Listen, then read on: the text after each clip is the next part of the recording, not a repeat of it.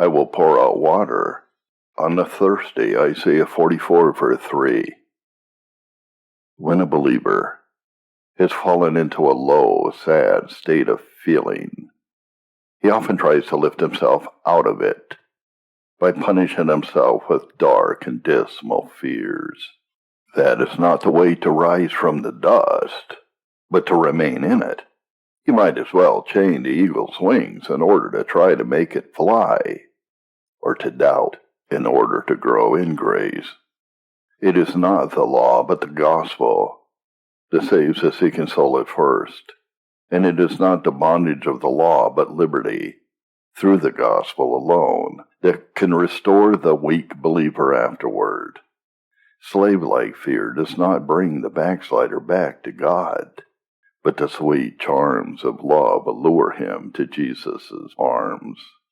Are you thirsting for the living God this morning, and are unhappy because you cannot find him to the delight of your heart?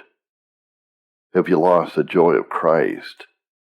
And is your prayer, restore to me the joy of your salvation? Psalm 51 verse 12. Are you aware also that you are barren, like the dry ground, that you are not bringing forth the fruit to God that he has a right to expect of you, and that you are not as useful in the church or in the world as your heart desires to be? Then this is exactly the promise you need. I will pour water on the thirsty. You will receive the grace that you so much require, and you will have it to the uttermost reach of your needs. Water refreshes the thirsty, and you will be refreshed. Your desires will be satisfied. Water revives sleeping plant life, and your life will be renewed by fresh grace. Water swells the buds and makes the fruits ripen, and you will have fruit-bearing grace. You will be made fruitful in the ways of God. Whatever good quality there is in divine grace, you will enjoy it to the full.